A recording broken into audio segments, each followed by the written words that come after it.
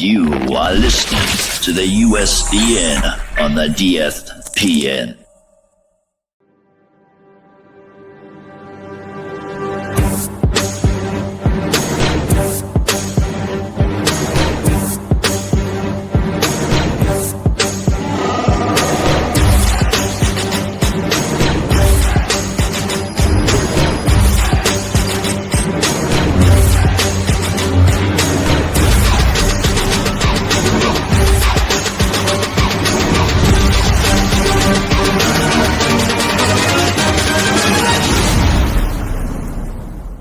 It's a trap!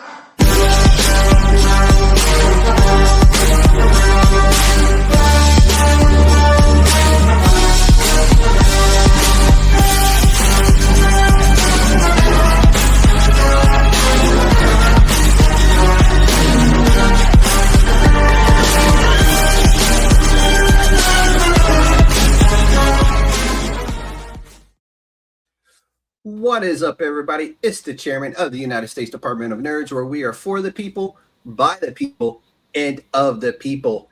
And from the shadows of Murder City to the masked mythology of Lucha Mystery, tonight on the USDN Podcast, a creator who writes it, draws it, and lives it. From Winnipeg, Manitoba, working the indie comic circuit since 2002, writer, artist, freelancer for Antarctic Press, Dynamite Entertainment, Markosia, Big Bang Comics, and a ton more. Now published by Studio Comix Press. This is Evan Quiring. Yeah, you got it. Fuck yeah. You got it. Yeah. Council of Nerds is now in session. Evan, welcome to the USDN Podcast, my dude. Oh, hi. Thanks for having me. You told me the Qui-Gon Jinn thing, and I knew immediately. Yeah, it's the best way to remember my last name. You just think of Qui-Gon, and yeah. I'll drink to that. I should put rum in this. Exactly, man. I think we're both on the coffee fit tonight, man. Yeah. So you've been working indie comics, man, since 2002. What originally pulled you into comic books and creating comics? Oh, what started? I just always, I guess, since I was able to learn how to read, I was just really into comics. I guess like watching Spider-Man and His Amazing Friends on Saturday morning cartoons really got me into it. And then I just liked it so much that I was reading more and more. And then I was like, I'd really like to do this. And I saw a documentary, I think it was like in 1990. It was called, what was it called now? Oh, great. Now I'm drawing a complete blank. But I saw a documentary. It was called Comic Book Confidential. There we go. And I've been up for hours. And saw Comic Book Confidential, and I saw that commercial, the 501 commercial with Rob Liefeld, like doing comics. Okay, yeah. Yeah, and I was like, wow, you can actually like have a job at this. So yeah, that's what It's amazing, right? I'm sorry? Said that's amazing, right? That you can make Yeah. So yeah, that really inspired me. Like when I was I was around 12 or 13. Plus the Batman '89 came out around that time, so I was like really into that. That really influenced me. And then in 2001, I went to San Diego, and I was just looking for work, and guess got some work with a guy named A. David Lewis, who was writing a book called Mortal Coils, and he was like, yeah, I got some work. And then also this was 2001. So, and he was living in Washington, DC. So around September of 2001, there's a really horrible event that happened. So I remember it very clearly. Yeah, really not great. And, for anyone, seriously. So A-Dave emailed me and said, hey, I got to, do you want to draw my experience of what happened on that day? So I did that as well for alternative comics. Okay. So yeah, that's how I kind of got my start was, I guess, drawing the Twin Towers burning. That's yeah, man. That's like yesterday for me. And yeah. It's crazy now that, it's taught in history books, but, being there and living that life is still like yesterday for me. Yeah, I really hope like we as a society, as North America, or anyone in any part of the world, like I really hope we don't have to do this again. You know? Oh, 100%, Yeah. 100%. But growing up in Winnipeg, Manitoba, hmm what kind of art or pop culture shaped you early on outside of Chris Jericho's influence? Right. Actually, it was a good influence because it's like, hey, he's from Winnipeg and he's really making it. So that was. And he That was reminds you every single time, you Yeah. idiot. Yeah, from Winnipeg, you idiot. Well, that and I guess Dude, that's finding really out that- good, actually. Yeah, thanks. And finding out that Roddy Piper's from Winnipeg really was an influence because he got his start in Winnipeg. Well, there was, I guess, there was a convention in '91 that I attended or I volunteered at, and there's got to meet some real like comic book artists like Steve Rude, Stan Sakai were there. That's a good one, man. And yeah, he's still going strong. Yeah. Like Ken Stacy was there. Laverne Kanzierski started the Coloring House Digital Chameleon in the mid '90s till about the early 2000s. So those. Oh, George Freeman, who drew Captain Canuck, but he's also like a Marvel Comics artist. So he was there. A friend of mine, Darren Marinick, who's like an underground cartoonist, and I'm pretty sure everyone has seen his artwork everywhere. So there's a good mix of artists at the time when I was younger, and so I just go and call them up and ask them questions or what have you. Yeah. I've seen them at conventions. That's good to have that to lean on, though, and having people that you can reach out to and be like, hey, what would you do in this kind of situation? Or, hey, I have this. What do you think? Yeah. It's like, I have this. What do you think? They tear me a new one, but it was good practice. So, I mean, hey, that's how you grow, though, and that's how you learn. Hey, I learned how to take a critique, if anything, and I didn't argue. I just went back to the drawing table. I actually had there was another artist, a Marvel artist, living here in Winnipeg in around 2001, 2002. His name was Igor Korde. He drew X-Men. He's originally from Croatia, but he was living here for a time. So he'd I'd go and show him my comics. He'd say, "This is horrible," and he'd say, "This is what you did right." It's like, "This is what you did right. This is what you did wrong. This is what you do next." Okay, and then we'd like go for a beer. So it was pretty fun. That's how it works, man. Yeah. So being a writer wasn't enough for you. You also had to draw as well. Yeah. Like, why both, and why not one or the other? Yeah, good question. Okay, how do I put this? Okay, so even when I was a kid, I always did little cartoons because I really liked Mad Magazine. So I'd watch or read Sergio Aragonés cartoons, so I could sort of imitated that. And I just thought Mad was really an influence on me.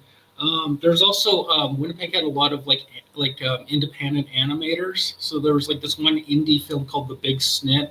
It's this couple are playing Scrabble.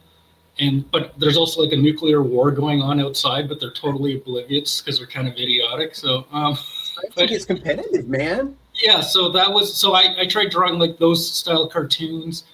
There was another cartoon called Cat Came Back, which had I was more of a cartoony kind of guy.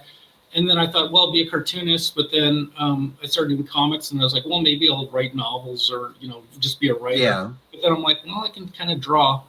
So I was like, I'd like to draw, but my skill level's not there. And just as luck would have it, I was going to a local comic store, and there was a little ad at the checkout counter or whatever, and it was an ad for this local artist. His name was Bill McMahon, and he would give art lessons, specifically how to draw comics. So then oh, that's really cool. Yeah, I asked my folks and said, hey, can I do this? And they're like, okay. So they gave him a call to make sure he wasn't a pervert or anything like that. And at least they called to double check. Yeah, exactly. And so I got some instruction that way. For the most part, self-taught, but yeah, Bill really helped sort of taught me how to think differently than what I was originally doing. So yeah, but it's just that. So I like to write and draw, and I thought it was doing both, and eventually just wanted to do. It's I just got to do everything. So. You're doing it well, man. I enjoy.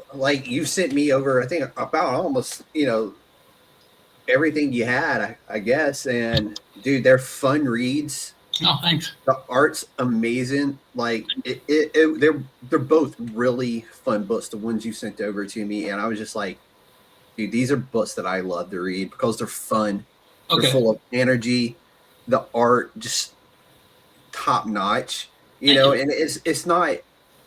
You can tell you take it serious without taking yourself serious with it. Yeah, If that makes absolutely. sense Yeah. at all. No, that you hit the nail on the head right there. I can't.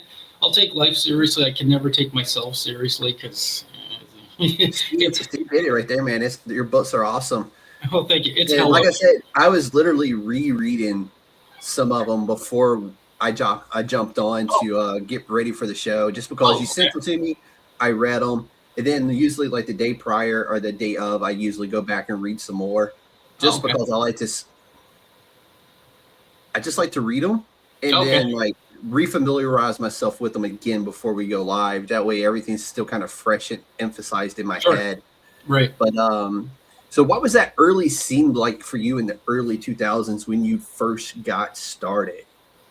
Because Okay. So that's the year like everything kind of was like it almost came to a screaming halt that year from an indie perspective. yeah.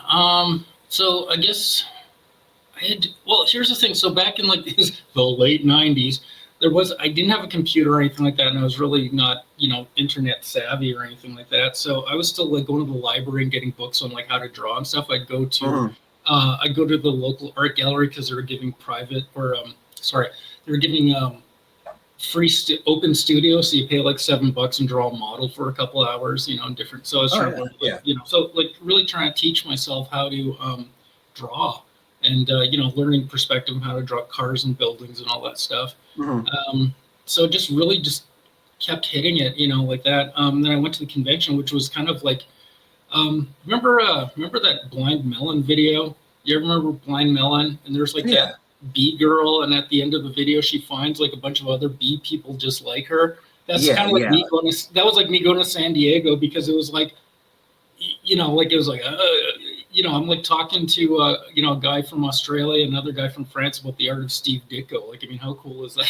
Like Dude, just this is pretty amazing. Like yeah, some of the conversations, just like being in the world yeah, of comic books, the discovering people who like the same things you like from different parts of the world. yeah, Like absolutely, my yeah, interview I did on Saturday with Snake. He's actually from the UK. I've had the okay, luxury of interviewing many people from the UK now. Sabe, who is an artist, he's from Italy. So I've okay, gotten to interview him. And then VV Collectibles, the digital collectibles that you can download onto your phone. I interviewed their co-CEO who is in New Zealand, of all oh, places. So it's been wild. That's yeah, just been this year. It's been a mhm. wild year. And the last few months, I swear, I'm not shitting you. Almost everybody that has been on outside of Matt last week has been from Canada. Oh, okay, So I'm on a Canadian streak right now, and I'm not mad about it, dude. Like, there's so many great indie comic books coming out of Canada right now, and I'm mm, here for it. I'm here for it. yeah, yeah, So let's totally, jump into your first one. Let's talk about Murder City Devil. okay. Um, Where did this concept for Murder City Devil come from? Okay, good question. So I had originally back in the late. Okay, we'll go back to like about '89. So I saw the Batman movie, and I had Okay. just read Killing Joke, and I was really getting into Oh, the Bat. Killing Joke is so good. Yeah, right. And I was getting all influenced in that, and I wanted to do like a crime story kind of thing. And I was really into like supernatural stories and ghost stories and all that Mhm. stuff. So I wanted to do that. Plus, I'm not sure, but I may have grown up in a haunted house. I don't know. I don't really believe in that stuff, but it's kind of like It gets to a point where it's kind of like, yeah, it may yeah, be like I mean, haunted. I don't really believe it, but I'm like for the entertainment aspect, I totally love that stuff. So Mercy Devil, there was this when I was a kid. There, I had read this like remember like Unsolved Mysteries, the TV show from like Oh the yeah, 80s. yeah. Yeah, so I was really into that kind of stuff, like crime and horror, like real life kind of stuff. But there was not from Unsolved Mysteries, but one of those like books I got. I think my mom got like a Time Life book or something, and they had a character named Spring-Heeled Jack, and he was from the 1880s.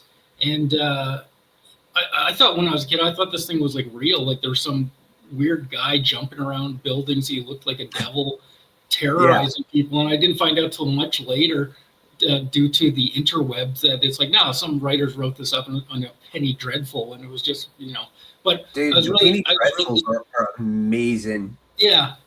Yeah. And some great fiction comes out of those things. Yeah. Right. So I was really, so I was kind of like, I did a mini comic in the mid 90s called Midnight Comics. And I had a character in there named Nightstick, but he kind of looked like Moon Knight. So I kind of kept some of the same plot points. Yeah. But then I was like, well, instead of having Spring-Heeled Jack as one of the villains in there, why don't you have him as like the protagonist, and have him like some guy in his mid 40s who's like, can't get a job, keep a job or whatever, or just can't get his crap together. And he becomes like Spring-Heeled Jack, although I don't really call him Spring-Heeled Jack in the book. I call him like he's nicknamed the Murder City Devil. It's just like a urban myth kind of thing. So I was just wanted to, and I had written parts of the story like in the 90s, and then again I'd come back to it and then rewrite it, and then I was like, and since I liked Unsolved Mysteries so much, like I also included I threw in the Mothman, but I call him like the Midnight Angel. What else did I do? I don't know if you ever heard the Mad Gasser of Mattoon. This is like this apparently some murderer in the 40s in like Illinois, but wore like a costume. So I had that, but I made it a woman and called her Scarlet Fog. What else? I put DB Cooper in there, but it's called Dave. Nice. What else I got in there? So basically anyone from like real life kind of like true crime or horror that has like worn a costume or has like visually looks interesting is in the book, or they cross paths. But like, I just want to say, like, I'm not glamorizing true crime. Okay. I'm trying not to, but I'm just like, and you really don't. I mean, the Murder City Devil, I mean, obviously he's portrayed as I don't want to say he's a good guy, but he's not the bad guy either. Yeah. But like anti-hero. He definitely chooses not to redeem his people. Yeah. Unless he's redeeming them, to their makers. Yeah. Yeah. So that's the thing. Or does he? Because that's the thing, is kind of have it that I want to have explored the idea of, it's like, okay, it's like you got these powers. What would you do? So for me, it's like I'm tired of like, checking the news and it's like, oh, this person is released from this. This SO, this sex offender is released, and it's like, well, why don't we just like, not condoning kill? I'm just saying, why don't we just do? This is all fictional, folks. I just want to reiterate that. So, or do something about that. However, he doesn't necessarily get the job done, as you'll find out in later issues, and he makes a lot of mistakes. He's trying his best, but he's really just like. Well, he's a kid when he first becomes the devil, right? Like he's a younger adult. Yeah.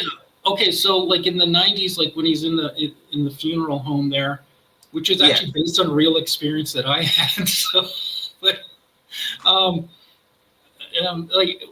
96. So I was like I was like 20, and I lived by the house I lived in at the time was by an old cemetery, and there was like this house beside it, and it was boarded up, and some friends of mine were like, well, let's go check it out, see if we can get inside. And it's like, what could possibly go wrong? So I go up there, and then I see, like, just like in the comic, I see like all these, like, it's so weird, like just these like stickers on the door of like crucifixes, like you buy at like some Christian bookstore. And I'm just like, I'm just like, why? What is it? And I just got like this weird feeling, just like, and I'm not superstitious or anything, but I was just kind of like, I don't know, this is a good idea. And then so I put that in the book. In real life, my friend just went inside and looked around, and he's like, there's nothing in there and whatever. So weird thing that happened though, a month later, that house was like was bulldozed. So I have no idea what the hell. That's wild. Yeah. So I was grew up on a road that had a cemetery at the very end of the road, like a few miles down the road at the very end of the cemetery. And at least once a year, that cemetery would randomly just catch on fire. I mean, I'm pretty sure some drunk kids were out there messing around and causing fire, but it was still like a yearly thing. Like, if it was getting close to the end of the year and the thing hadn't caught on fire yet, it was kind of like, how come this thing hasn't caught on fire yet? Yeah. And all of a sudden, it would catch on fire, you know? Well, where was this? It was Alabama. Yeah. Oh, Alabama. Okay. Bammer. Okay. Yeah. Yeah. You kind of wonder, like, why is, but then it's like, maybe it's better off not knowing or something. Dude, that's the way I always see it. Anytime I get that weird, creepy feeling about anything, it's kind of like, yeah, I'm just going to other direction. I'm not messing with this. Yeah, like your internal instinct, and you're like, you best to listen to it. Oh yeah, oh yeah. So, yeah, I had that. I put that in the book. Wait, where was I going with this? And then, we were just exploring well, actually, you've already basically answered all the questions I had for the Murder City Devil, which is, like I said, I like to ask a question and let you go. Sure. And 9 times out of 10, all the questions I had planned to ask get answered along the way.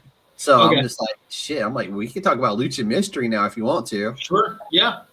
Okay. Well, it's a very different flavor from what Murder City Devil is. This one is literally all about luchadors. It's about the incredible history of luchadors.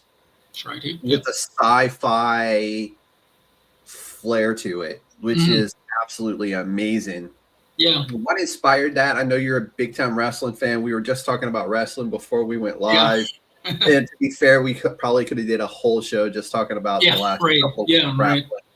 But we're not going to do that. We're going to talk about Lucha Mystery, which is a fun sci-fi luchador adventure that is just like literally out of this world, dude. Tell us how you came with this. Okay, well, I had always, again, late 90s, some friends and I would go to this video store called Movie Village, and they had like all these like just a great selection of like B movies and stuff. So we'd like just go and rent whatever. I was like, oh, well, let's rent Brother from Another Planet or whatever. And like, yeah, why not? And, check that out. So there was like a bunch of, I think it was like Santo movies, like El Santo movies, or what have you. And we're just really into that. So I started getting into the lucha movies. Plus at the time, like I'm in a band, and right now, like I'm in a surf band called Ghost Fires. So I always liked like surf music, like, like when you listen or watch Pulp Fiction, like the opening song. Like that kind of stuff. So I was getting really into that, and I just started drawing like luchadors just because they're fun and crazy, and they're the imagery is amazing for those like the mask and stuff like that. And then tracing back the lineage of the mask and stuff like that, like the Mysterio mask and how far it goes back. Yeah, I've always thought fascinated by that kind of stuff. Oh yeah, totally. Like I mean, Lucha Libre goes back to the 30s, I believe. I think so. Yeah, and also I think that was like Eddie Guerrero's father, Gory, was like Santos' tag team partner. So that's really like, I think you're right. I'm big like history, So I thought that was really neat. I just really liked like I guess Lucha Mystery was like my homage to like these like just weird ass movies of like monsters and monsters and like aliens and foxy chicks and stuff like that. Zombies. Yeah, right. So I did that, and there's a friend of mine, Darren Marinick. He was like a local, or is a local cartoonist too, and we were kind of collaborating on some stuff, and we were like wanted to do a lucha book, but then like Darren was going to ink it, but just had other projects and wasn't able to. Yeah. But we were kind of like shooting some ideas and stuff, but I basically just ran with it and plotted out like a whole series, but finally got I did a book, but it was called Los Luchadores Misteriosos because that rolls right off the tongue. And it does, actually. I did I actually like that. Oh, really? I do.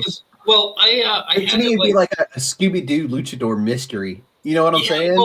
Well, that was the thing. But when I released that book, like it was the first version of like it's basically my first comic that I've written and drawn. So I had released that I think with what was that? Oh God, Steve Coffin helped me out. What was that called again? That was called Ronin Comics. Yeah. Okay. Back then, yeah, Steve and I were in Ronin Comics like eons ago, and so I had done that, and it was just it was like 30 pages, and it really needed to be edited, and it was like my first thing. And then so eventually I like went back to it, rewrote it. The first issue I split into 2 issues because there's just like way too much going on. So I split it into 2 issues and then re-released it with Scatter Comics, and I called it Ronin. Called it like Lucha Mystery, and I just thought that would be a bit easier to say and read and stuff. And also the other thing was that a lot of people thought that the Los Luchadores Misteriosos was the Fox Kids show Los Luchadores. So I was like, okay, I got a problem here. So, yeah. You definitely don't want to cross into that territory where it's starting to look like something on TV, because that will catch you a cease and desist quick. Yeah, and I just was like, okay. And plus I was like, well, I can think of something different and better. So yeah. Or I'd like to think it's better, and make it my own. So, but yeah, that was just, I just had it, the series takes place in 1960 San Diego. Yeah, and it's, there's some, actually have, okay, here's a spoiler. The main character, Ray Diablo, is actually, he's actually an indigenous gentleman from Winnipeg. Oh, nice. Have him like so eventually in the series, he'll go back to Winnipeg, and shenanigans ensue. But and this all takes place in the 60s. So and the fact that you just used shenanigans, because the guys from Super Troopers, I think, are from Canada as well. Okay. Coffee, yes, straight out of coffee. All right, so no, but you now have to do a Scooby-Doo luchador mystery in a van, where there's luchadors solving mysteries and going to shows around the country. Well, I like it. Okay, well, yeah, I mean, I just haven't. I don't know if anybody else will like it, but dude, that just the thought of a van full of luchadors traveling around, solving mysteries and putting on shows. It's all yours. I'll draw covers. So there you go. That's a great thing of luchadors, is like you can do whatever because it's like public domain. Like I had, I think there was for Fido or something. There was like, I don't know if it was just in Canada, but there was like this little Lucha Libre cartoon character, and I'm trying to promote the telecommunications. I think it was Fido. Was it Fido? Okay. Or something. And some people were like, "Aren't you mad that that's happening?" I'm like, well, it's public domain. I didn't come up with like Lucha Libre. I'm just running with it, you know. I'm just sort of Steamboat Willie, public domain. That Winnie the Pooh, now public domain. Oh, it happens. Winnie the Pooh is actually named after Winnipeg because the soldier that owned the bear was from Winnipeg, and was I guess donated the bear to a zoo, and his name was Winnie. So because he was based, so Winnie the Pooh is ties to Winnipeg. Actually, all that's dope. Actually, that's kind of cool. All roads lead to Winnipeg. So. You gotta emphasize Winnipeg and say "you idiots" after it. Yeah, idiots though. And the fact that when you say it, you sound like Chris Jericho is even better.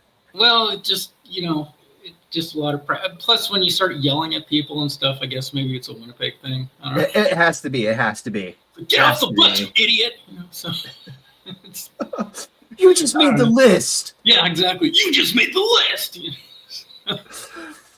Yeah. So, what draws you to the Lucha Libre imagery and Masked Heroes? Oh, a lot of things. Well, wrestling aspect. The women. Like some influence. I was really into the comic book series Love and Rockets, Jaime Hernandez. So there'd be a lot of wrestlers, like wrestling content in there, a lot of wrestling women. So I really liked that. So those Love and Rockets was a big influence too. So did you read Do a Powerbomb? I have not, but a lot of folks were saying, so good. Yeah. So good. Yeah. And when I was reading this, I got like 2 completely different vibes off the story, but as I'm reading Lucha Mystery, all I'm thinking about at the same time is Do a Powerbomb was so good as well. And it really was. So the moment you get a chance to check out Do a Powerbomb, it's amazing. Yeah, I want to get if it's collected or something, pick it up at some point. But it might be on trade paperback. I'd say hop on Image, and you might be able to get them all digitally for like 99 cents. But so how was this one artistically? Was it more of a challenge to do the Lucha Mystery or Murder City Devil? Yeah, good from question. an artistic standpoint? I think Lucha Mystery, because I had done that one first, was a bit easier. Also, the fact is a lot of it takes place in a desert at night.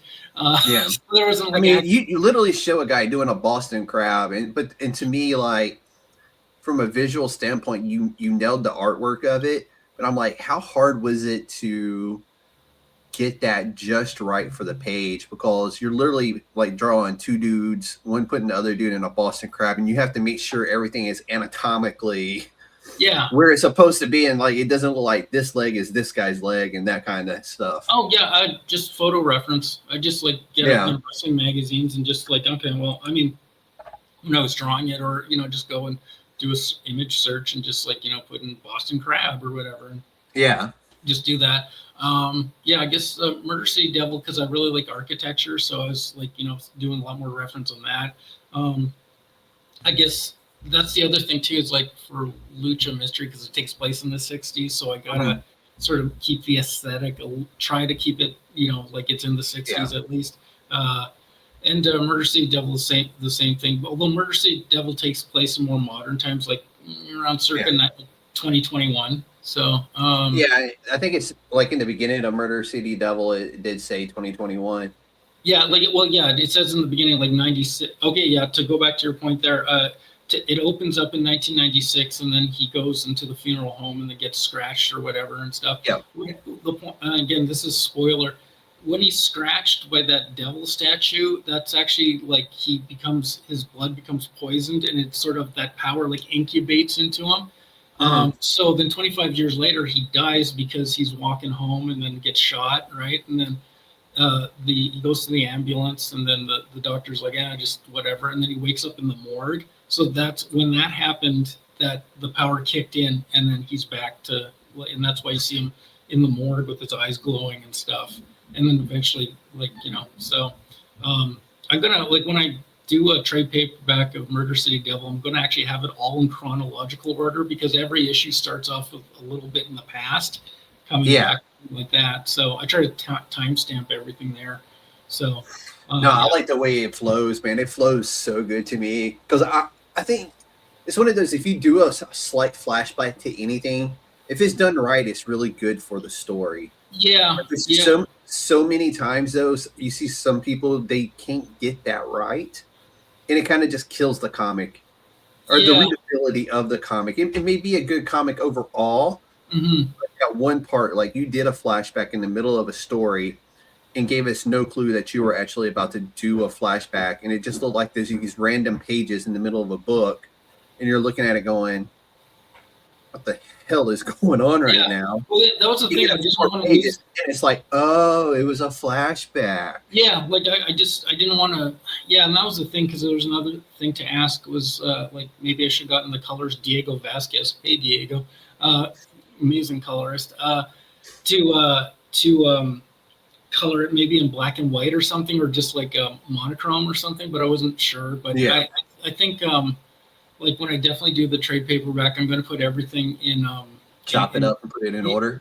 Yeah, put it in chronological order, so that it just flows better. And plus, it also reads differently. Like I've made like just here at home with just PDFs. I'll take the pages, put them in chronological order. Yeah, and it kind of reads a lot differently. Look at you though. You're preparing yourself for later when you release the trade paperback, because you'll already be halfway done. Yeah, that's using your head and thinking ahead. Well, yeah, I've been like Murder City Devil. I've been like writing on and off since like the 90s, like late 90s. So, or actually, no, mid 90s. No, wait, I was in high school. Holy crap! So that'd be like late 80s. So yeah, that and Lucha Mystery. It was probably like I started late 90s, but I really started plotting everything out probably around 2004. So yeah. So that was kind of been taking a while to do. The two worlds exist together, or are they like mentally just like two separate things? No, very good question. What yes and no, and they kind of do have a crossover. Like I do in issue 3 when they're Halloween, like Aaron Sparks, who's like the Murder City Devil, he dresses up as, he wears a Ray Diablo mask for Halloween. And like his coworker dresses up like Rock. That's why I had that question in there, because the Murder City Devil looks like a lucha, fights like a luchador. That's why I was kind of like, Wait, is that? No, well, yeah, I to don't. this? Yeah, I don't know. I have all this devil imagery. I don't know. But no, the Lucha Mystery, it exists in Murder City Devil's world, but it's only as like a TV show or a comic or like a creative, like an intellectual property. So it's like, there's movies and TVs and stuff like that. But I don't really have any plans to like have like them crossover, because it's sort of like the two books. I like think of it like Murder City, like, or Lucha Mystery is like kind of like 60s surf music, like Dick Dale or something like that, or Link Ray, and Murder City Devil's more like late 70s, early 80s, like goth music. So like The Cure or something, or I don't know. Dude, nothing wrong with that, man. Come on. Or Joy Division. Oh, yeah. So let's go. Yeah. So listen to a lot of Joy Division when I'm working Murder City Devil. So it's like, dude, that and The Cure, man. Yeah, you're set. That's one of those where you just put it on in the background and go. That's how I do it when I'm working on things. I go back to like the stuff I listened to from the 80s and 90s and just put that on and just let it go. Yeah, put on Murder City Devil and just listen to like Sonic Temple by The Cult or something like that. So, yes, dude, let's go. Let's go. Old I am. Yeah. So in 2025, both series were picked up by Studio Comix Press. Mm-hmm. How did that partnership come together? I had worked, Alfonso Espinos runs Studio Comix Press, and they're actually a comics printer. So they were, there he is. There's Alfonso. He's on right now. The devil, man, and he appears. Yeah, say his name. And so I was working with Alfonso, like I was getting my printing done with him like since 2018, I believe. Uh-huh. Yeah, that's about right. And then he was eventually going into publishing, and so since I was like having like no one was interested in carrying these books, because I had to make a note for Lucha Tour Bus so I didn't forget it later. Yeah. Okay. So I just asked Alfonso like, hey, can I do you want to publish my books? And he's like, yeah, okay. So I was like, okay, well that was easy. So dude, that's he'd already know. Yeah. So he had already known, and it wasn't like any other publisher was like clamoring for my books or anything. So I was like, okay, well that's cool. So, dude, sometimes it's just a question, right? It never hurts to ask. So yeah. Dude, I always say it. I'm like, what's the worst they're going to say? No. Yeah. Okay. Well, no, I've heard that pretty much my entire adult life. So what has changed since signing with Studio Comix Press? Oh, just you sign with them, you get nothing but fame, fortune, vagina. No, you get just a lot of connection, living the luchador lifestyle. Yeah, sure. Yeah, I just I just go to conventions now and stuff like that a little easier. I'm not just limited to Winnipeg. Mm-hmm. Well, thank you, Alfonso. There's a grassy ass. He's buttering the bread, man. Buttering the bread. So he's just good to work with because he's our age, like he's in his 40s. So and he's like an artist as well. So that's kind of old. So I like it, dude. I like it. Yeah. So actually, that's someone you should interview him. He's a character. Dude, so. Alfonso, man, reach out to Evan. Get my email. Hop on the show. Let's make it happen. Let's go.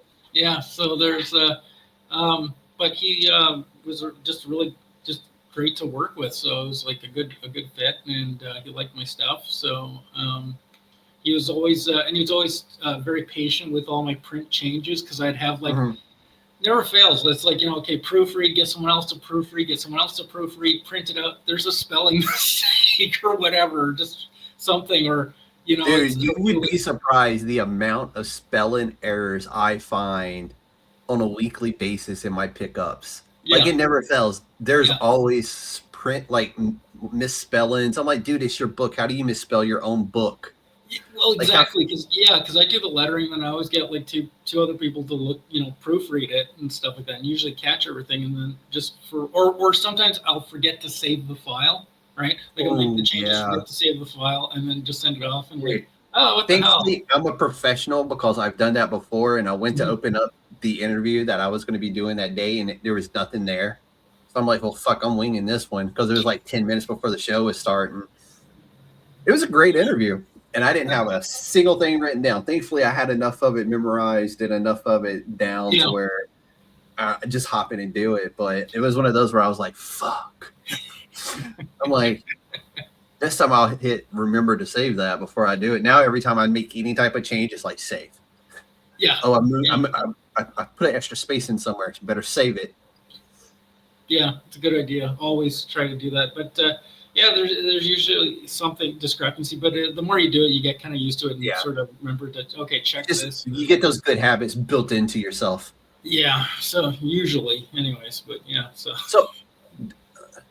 with you now being part of Studio Comix, has it changed from a creative standpoint, or do they get some creative input into what you're doing, or is it 100% yours? It's because I know some studios will be like, hey, no, we don't like this, change this.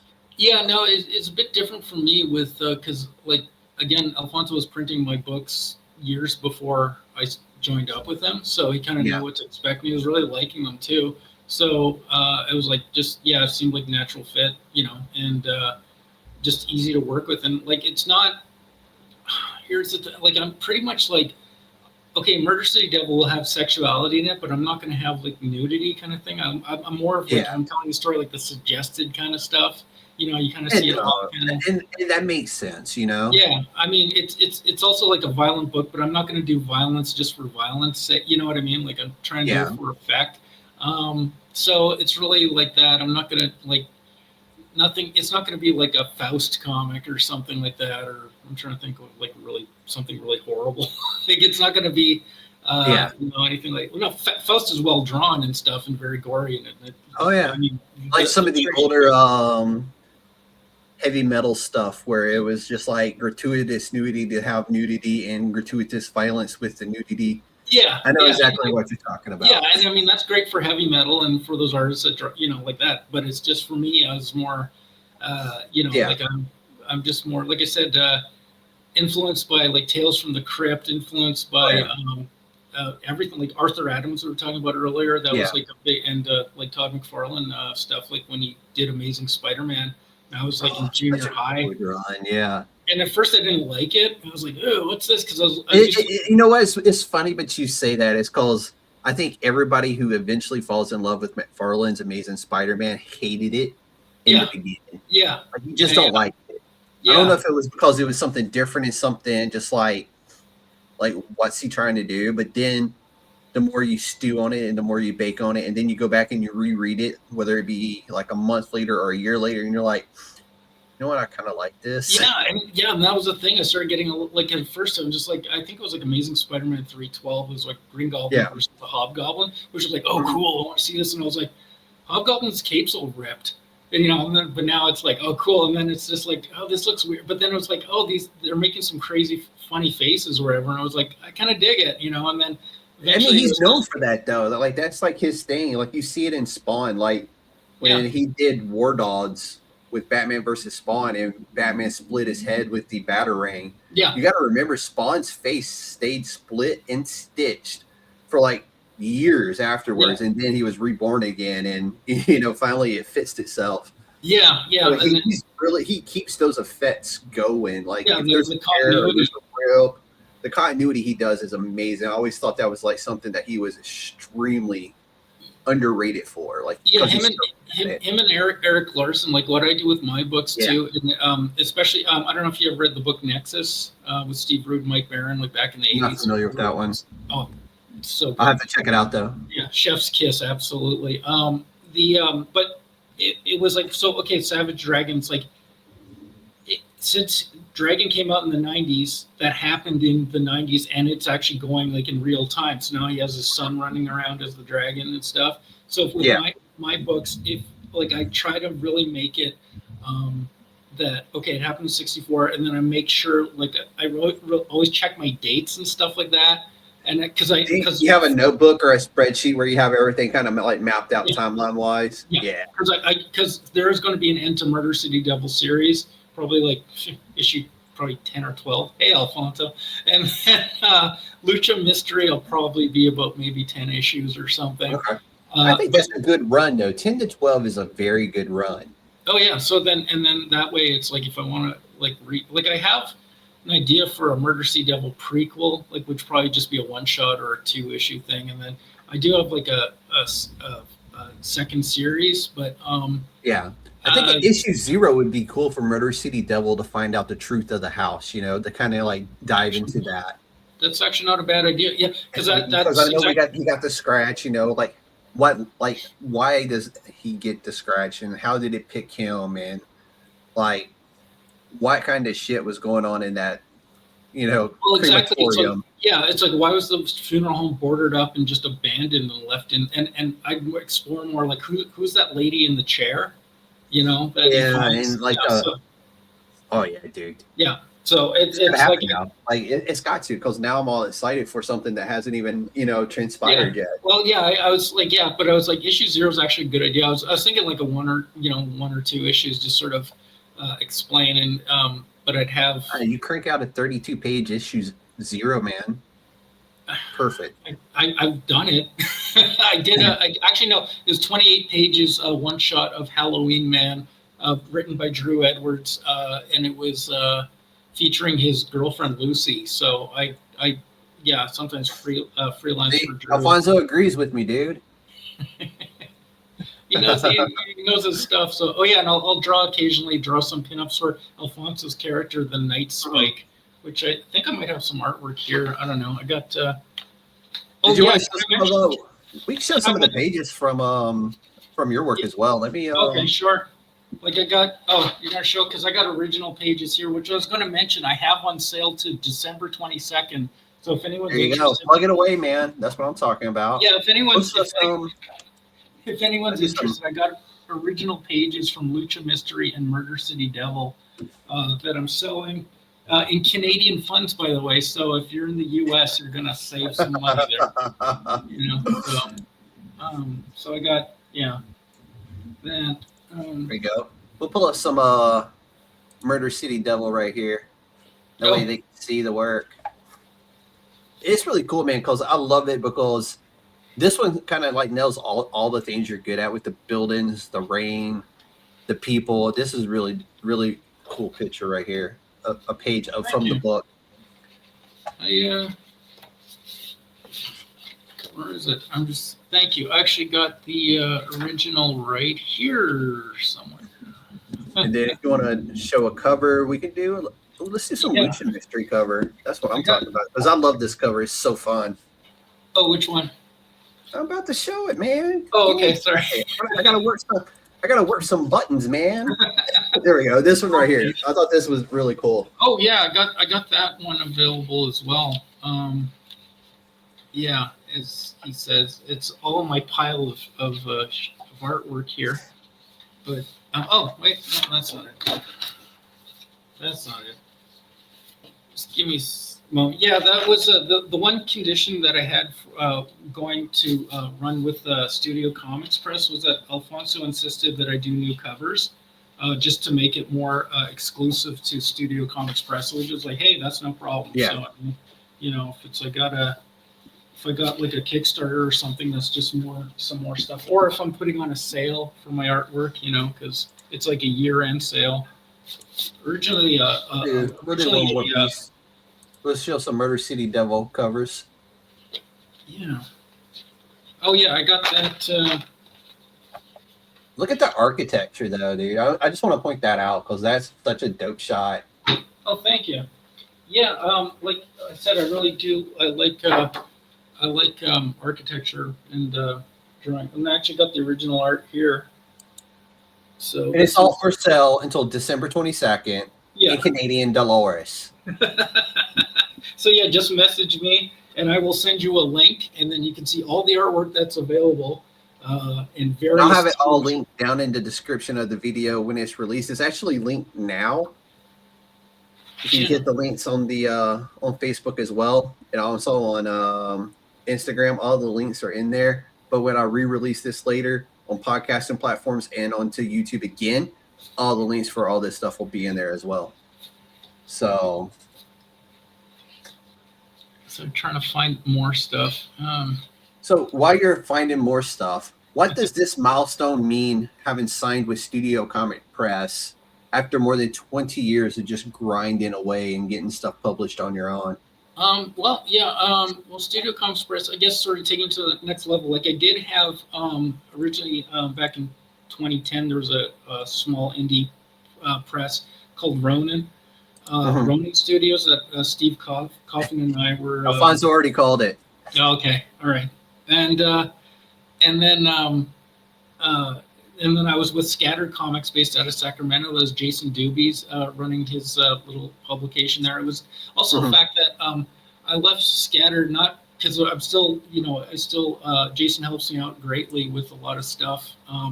But it came down to the pandemic happened, so I couldn't really go to California because I was like going to conventions in California and stuff and hanging out with them. So that was kind of a downer. Plus, I also started my own like business imprint, and for tax purposes. And that's Cyclone Comics. Yeah, exactly. Cyclone Comic Studios. Yeah, so I started my own imprint, and and that was like my business name. So. For when I do taxes, they're like, well, are you with Scattered or so it was just for tax purposes, really, to avoid confusion there. So Studio Comix Press just sort of took it to the next level. So now I'm able to go to conventions in Toronto. I was at Fan Expo this past August and hung out with Alfonso and Roxy and Craig and the rest of the gang and Jim. There you go. Yeah. Persistence pays off, is what the man is saying. Yeah, well, that's exactly it. Because it was just, was never into this thinking like, oh, I'm going to be, I'm going to make money. Like, but that's why we all have 9 to 5s, man. No, but I just wanted to see this stuff done because there's like for me, it's like if as soon as I get a book back from the printer, there's no better feeling like opening up the book and reading. Oh yeah, I imagine. Like, they had finally I was just finding this. Here's the cover to issue 1. Dude, that's so cool seeing it without the color and without the all the effects and stuff like that added into it. So sort of funny story behind this is that I did a bunch of new Murder City Devil covers, and I had to get Lucha Mystery 1 done because I had the convention to go to right away. So I was like, oh, what do I do? So I was like, okay, background sky. It's at night. Leave room for the logo and stuff like that, and just like draw the battle royals. Alfonso in the chat just calling dibs on everything you throw on the screen. He's like dibs. It's like the Finding Nemo, the seagulls. Mine. Yeah, sure. Mine. I'll take good care of it. So that was the thing with Studio Comix, just to introduce me to more people and stuff. It's like Toronto's the fourth largest city in North America. So yeah, it's quite a significant difference from Winnipeg. So you've worked for a lot of different, or done work for a lot of different publishing companies.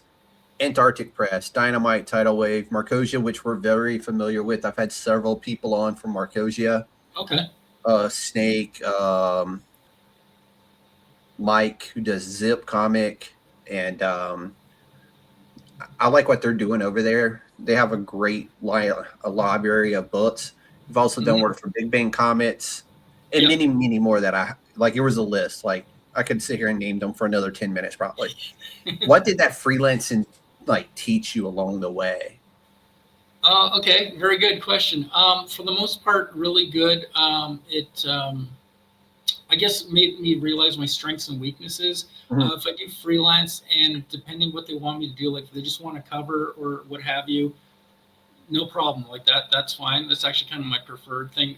If they want a story or stuff, for example, working with like Drew Edwards was really. I was waiting for this. Drew Edwards was like really good, and just like he'd sort of work Marvel method, so he just write out the plot of what happens on the page, and then just lets me do whatever. So, and then he's never really asked for any changes or anything. He's always happy with it. So I kind of like that. Like let me direct the book. Like you tell me what's happening, and I'll shoot it for you, or I'll draw it for you.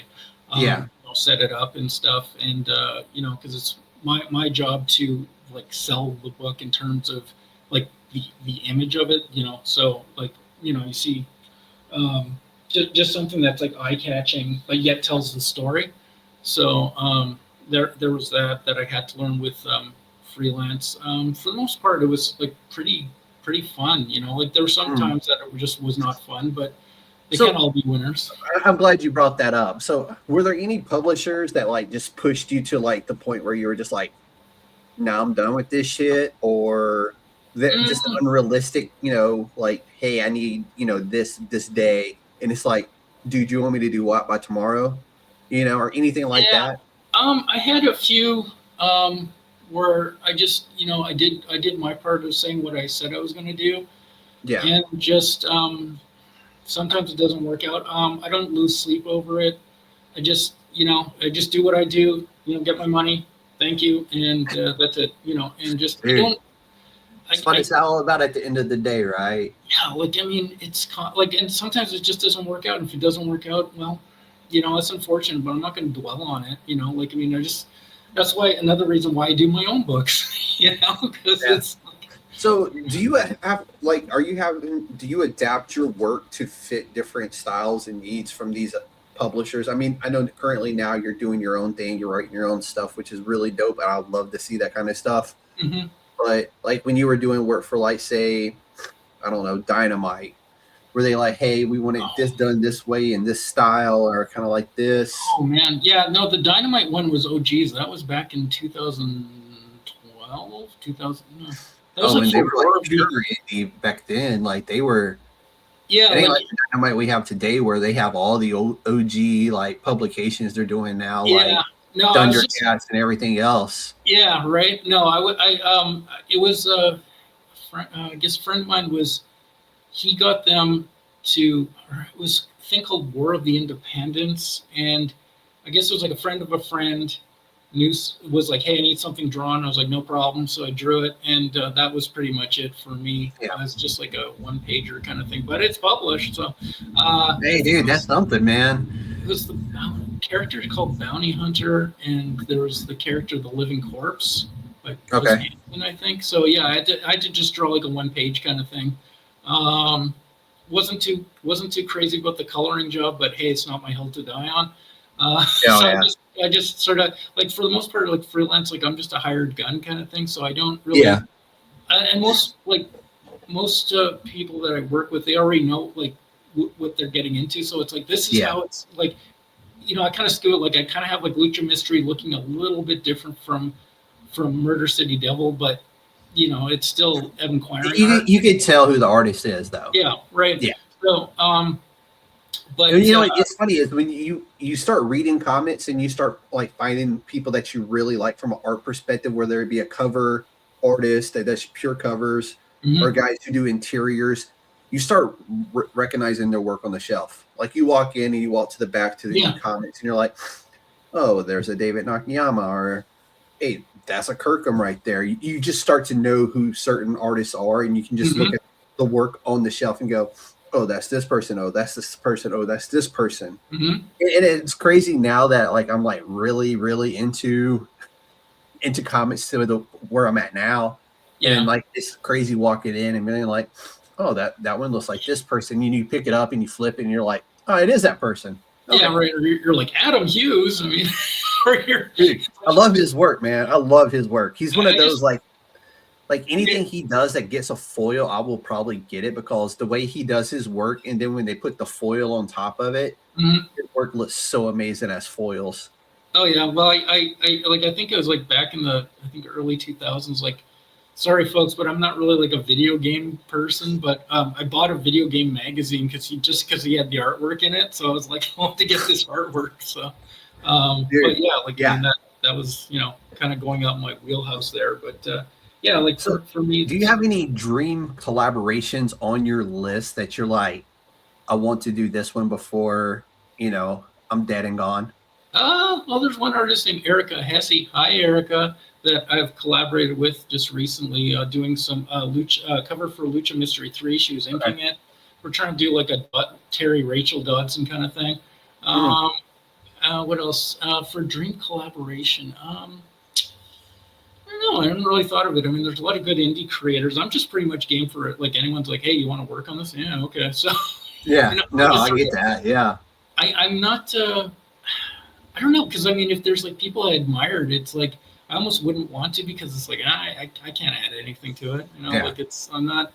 Like I want to see, like, say Adam Hughes, one of my favorite artists, but I'd rather just see him do his own thing, and like I'm not gonna. dude. Yeah, I'm with you, dude. As much Yeah. as it would be cool for him to go, like if I ever did something like Adam Hughes said, "Hey, can I do this?" I'm like, no, but you know, I love your work too much to see it Yeah. go. You know, Yeah. Mark Spears, for instance, I'm a huge Mark Spears Yeah. guy. The Yeah. way he does villains is like I don't know what it is about the way Mark Spears does a villain, but it's like everything in his body and soul goes into drawing the villains that he gets to do, and I'm just like, dude, every time I see Mark Spears' cover, you know it's his cover, Yes. Yeah. Yeah. and That's true. B, it's like it's coming home with me because it's Mark Spears' cover, and his villains are just top notch. Like I don't know what it is. Oh yeah. Like he can draw a superhero, don't get me wrong. Yeah. But the work he puts into villains is like the tip of the spear, in my opinion. Nobody does it better than him when it comes to doing a villain. Yeah. Yeah. Well, I saw. I think Spears. I think did something on Instagram where he did like a Spring Heel Jack pinup or something, and and I was just like, again, it's public domain, so it's like I didn't create the character. I have a character based on him, but it's, you know, you can do whatever. Yeah. You know? But I saw it and I was like, oh my god, it's amazing. But it was terrifying. You know, it's just like, don't. It's not something you put in a dark room and turn on the lights right away. It's really. So you're talking about the covers he did for his book Monster.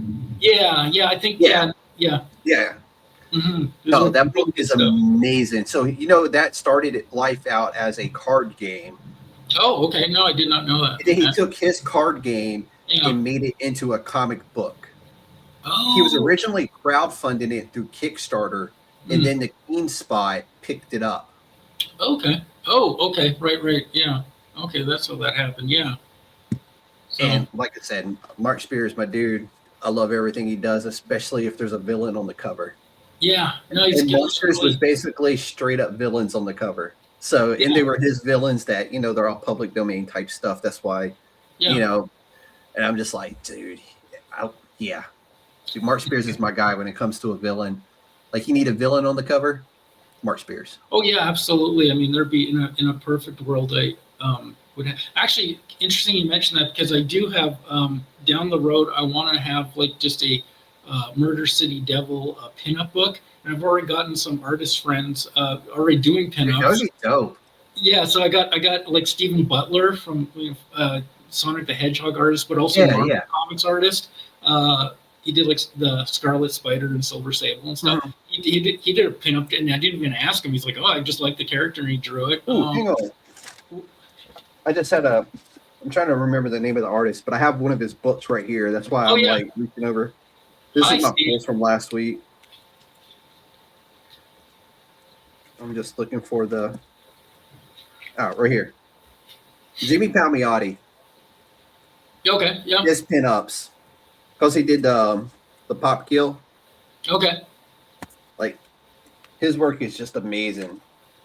Yeah.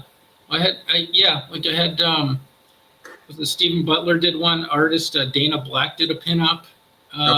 Let's see, Todd Mizia. Hopefully I'm saying your last name right, Todd. I'm sorry. And Brett Wood all did like pinups, and I'm like, I gotta get some more. You know, Dude, that's gonna be dope, man. Actually, yeah. It's something I know. Zenscope does a lot. They take all their characters at the end of the year, and they do like bikini specials with them. They do pinup specials with them. They do a monthly calendar with all their characters. Mm-hmm. And from what I'll like, they're one of the few companies that do it that way. I know Marvel does their yearly swimsuit issues and stuff like that. Mm-hmm. But to me, Zenscope does it like better than anybody else. Yeah, they really got the handle on the ladies. So They do, and it's kind of what they're known for, and that's okay. You have your own identity, and they have their own identity. So I don't fault them for it. Somebody's got to do it, and it's going to sell.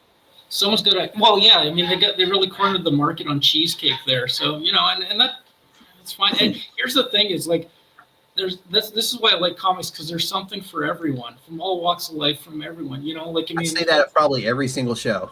Yeah, right. And it's like, I don't.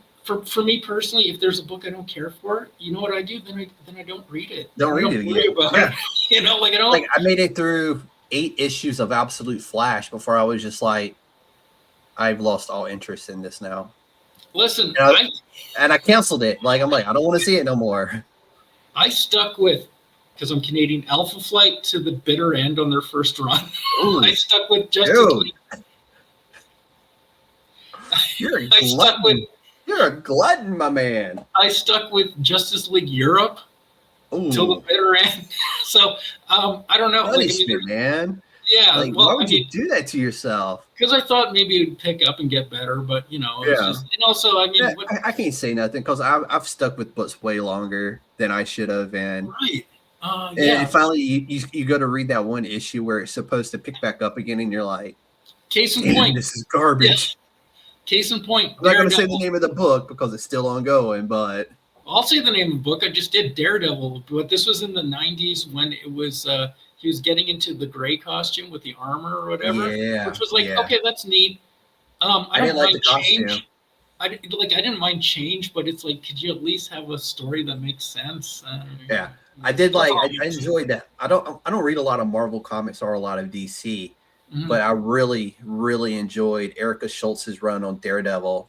Okay, haven't read it yet, but it was amazing. She did. It was, I think it was 6 issues. Okay, because it was the mature audience one in the polybag. Oh, so it had the blood, the violence, the cussing. Yeah, it was an unadulterated Daredevil. Okay, and it was just an amazing run. Mm-hmm. Elektra picks up the mantle once again. So okay, right, yeah. No, I haven't. It was really good. And to me, Erica Schultz is an underrated writer because she also does Rat City for Todd McFarlane's Spawn. Oh yeah, and I've heard that. There's so much that I haven't kept up with the literature, and I'm trying to. So now I'm just like trying to buy as much trade. It's hard, dude. I have a like these boxes are all like they've been read. But I have another box at my feet of stuff that I'm like in the process of reading. And I always keep like 2 or 3 of the same book in the box. Okay. That way when the new one comes in, I read the issue before and then read the next one. If it's like a monthly book. Yeah. Because you're like, it's been a month. I forgot what's going on. Yeah. So you pick it back up and you read last month's and you're like, okay. And then you pick up the new one and you read it. And then it goes to a permanent box, goes to a permanent home. Oh, that's how I've always done it. I always keep like 1 to 2 months of the same book. That way I can go back and read, because some of the books, like I said, some are monthly, some are like every other month, and some take a pause for like 6 months. And you're like, did this book just die? Yeah, and then you see on the pull list all of a sudden, and you're like, oh, it's back. I'm like, well, who's writing it now? Oh, it's the same person, but they just took a 6-month break from this book to focus on another book. Whatever works. I don't make deadlines, so. Was it when Kevin Smith did the Black Cat comic, like back in like 2000 whatever? Like 25 years ago, and like I think it was like the first 3 issues were great, and like the Dodsons drew it, so it was really nice. But like issue 4 or 5 or whatever just like never came out until like. I don't know if it was like 8 years later or something or what. Actually, I'm kind of. He got busy with movies. Well, I guess it happens. I want to talk though. Like, I mean, I really, and I apologize to anyone reading those wanting to have Murder City Devil 5 or Lucha Mystery 4 come out. They will in 2026 because obviously it's the end of December now. But, are we talking first quarter 2026 or?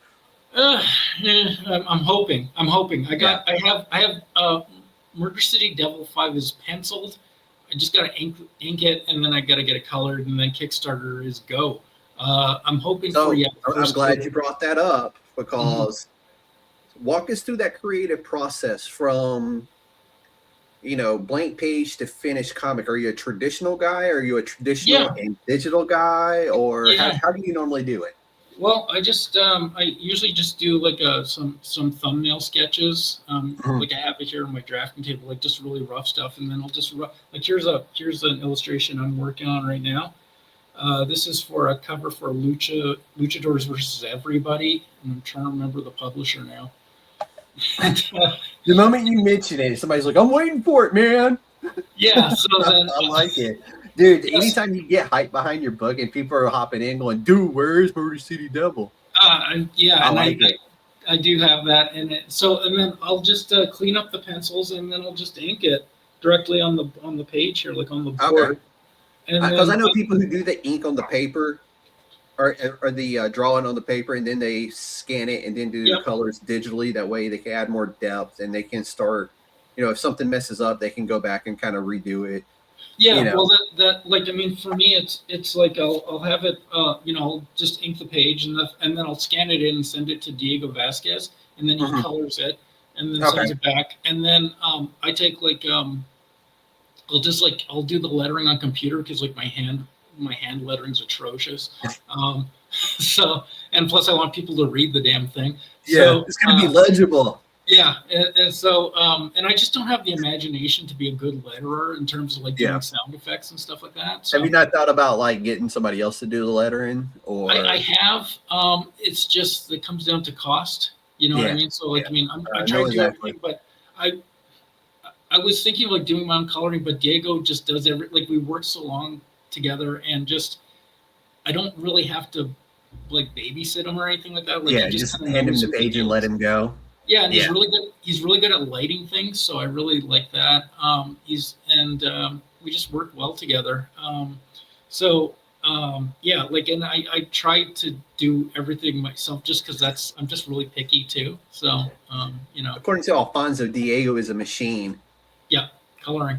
He's locked away. He's in the closet at Alfonso's studio. He's just in there, man. Cranking them out. It was funny, just a quick collaboration on the Lucha Mystery #3 cover, which I don't have the art because I sent it to Erica to ink. But it's funny, I just realized like it's all North American because it's like I'm Canadian, Erica's in the States, and Diego's in Mexico. So it was like, dude, that's dope though. This is a NAFTA cover or something. So I know. I just had Matt Hasso on here. Okay. Yeah. And Heartstroke, the artist that did Quickwire, he's from Mexico as well. Okay, right. Really good, really great artists. It's just that's another thing about comics is that you just meet, great dude, people. South America to me is a hotbed right now, and I'm not just talking about Mexico. I'm talking about the entirety of South America. I know. Oh, South America, yeah. Argentinian artist Francisco Nilo, great friend of mine. I just had Steve Bino from Comics Asylum on here with his comic book Atrium, and the artist on that book is a Brazilian. Okay, yeah. So yeah, I've been getting familiar with all. This has been like my year of awakening since I started doing like pure indie comic stuff, and I've loved it, man. It's been amazing. Like Sabe's Italian artist, and so I'm getting to meet all these really amazing people from all over the world.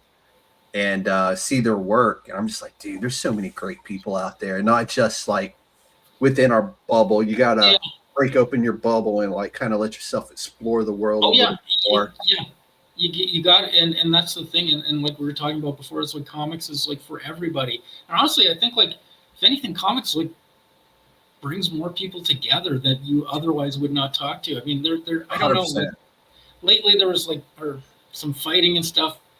That's fine. It's really not. Yeah, that's like a yearly thing that happens, though. There's always going to be one or two artists beefing, or I get, and it's like, stuff doesn't work. I mean, that's why you just take them to court then, I guess, and deal with it there as opposed to bitching about it online. So this is the question that I ask everybody, literally everybody, and the answer is almost always the same with a variation to it. Sure.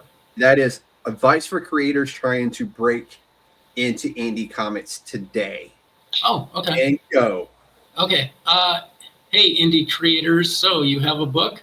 Well, good. No. I would say, honestly, though, just finish it. Finish your books. Just finish your books. It's not going to be. I wasted about a good decade trying to be a perfectionist, just finish your books. You will get better and better as time goes on, and just finish your books and just go on to the next one. And just, if you have an idea in your head, get it out there and, share it with the world. And, just say, this is what's on my mind. This is what I find entertaining. And it's like I said before, earlier, one of the best feelings, especially if you're a creator, is getting your books back from the printer and flipping through it and just reading it and just. I can't imagine the smell. The moment you open the box and that new comic book smell just wafts into the air. Oh, that to me would be like, one of these days I'm going to sit down and commit to writing a comic book. Yeah. Now I have another book I want to write. Mm-hmm. But there's one I'm currently I'm hashing out ideas and thoughts and brain cells on right now. And hopefully in January or February, I've already got my artist, and we'll sit down and actually start putting it together in that time frame. But that's going to be a very fun project. It's probably going to be 5 to 6 books on that one. Okay. Starting with a 0, so technically, I guess it would be 7. Yeah, right. But we are definitely going to start with the issue 0 to tell a backstory before we go into the modern day. But yeah, I can't wait just to open that box and the new comic book smell. It's like one of my favorite smells in the world. You know? Yeah. Like going into an indie bookstore or a bookstore, like an old one. Yeah, well, yeah. I can see there's a few, that some are kind of like, I'm a bookstore, and others like, oh God, is this a bookstore? But there's two different people in the world, right? Those that love it and those that are like, this smells like ass. Yeah, well, like moldy ass in here. I know 1 or 2 bookstores here that. Dude, I know one that I won't even go to because the smell is atrocious. Yeah, and I walked in and I was just like, that ain't book smell. What the hell is that? Again, it's just sometimes more questions than answers, So let's do a quick hit section, and just the first thing comes to your head when I ask the question, all right? Okay. Favorite comic creator of all time? Oh, Jesus. And it can't be Jesus, all right? Talking about real people. No, I'm just kidding. All right, settle down, folks. Comic creator? Yeah, man. Oh, this is a rapid fire section of the interview. No, it's not. You're not even supposed to be wasting brain cells on this. You're just supposed to fire it off. Okay, come on. Okay, comic creator. Jaime Hernandez. Okay. One book every indie creator should read. Mouse. Character you wish you created. Murder City Devil and Ray Diablo and Queen Rock. Oh wait, I did. I like that answer, dude. Hell no, that's a perfect answer. I'm so glad you did that. That's my heel turn. Next one was coffee or energy drink, but you've been pounding coffee since we went live. Yeah, right. Confloor hustle or online grind? Confloor hustle, online Would you rather grind. the the Comic-Con floor, or just grinding online and selling books through Kickstarter in that way? Personally, I'm a Comic-Con guy, just to meet people and introduce your book and yourself to people. Yeah, I'd have to say online grind. Just the fact is, I love meeting people, but I don't have that. I don't have the art of the pitch because I'm also drawing usually at conventions, like doing sketches. So it's sort of like you have to be 2 people. It's difficult. Yeah. So I mean, I can still talk and draw, but usually I'm drawing. So I have to say online grind. Yeah. You got to bring in a pitch man with you to the con floor. Mm-hmm. Yeah. Well, it's usually just buy this. It's good. Buy my book. Yeah. Right. I said buy my book. Yeah. Buy my book. I'm handsome. You idiot. Just buy the book, you idiot. You just made the list. That'll endear them to me. Yeah. All right, dude. Plug your social media and tell everybody where they can find you. All right, folks. So if you want issues of Murder City Devil and or Lucha Mystery, you can go to studiocomixpress.ca. You can go to my website, Cyclone Comics Studios, which is Cyclone spelled PSYCLONE for Cyclone Comics Studios. And you can have all the links there to purchase my books. Yeah, like I said, Studio Comix Press.ca. You can also go to Global Comics with an X for the digital versions, where you can get those. And yeah, just check out the books and give me some feedback. Tell me what you like about them, what you don't like about them. All those links he just mentioned are in the description of this video right now. It will also be on the re-release of the video when it gets re-released. So there'll be no excuse to where you can't find Evan. It'll be easy. It's just going to be a link. Just click it. But check him out. Great stuff. I've had the opportunity to read his books, and I'm like everybody else now. I'm like, when am I getting issue 5, bro? Okay, I'm on it. So this has been Evan, creator of Murder City Devil, Lucha Mystery. Support indie comics. Support creator-owned worlds. And this is the chairman, and the Council of Nerds is adjourned.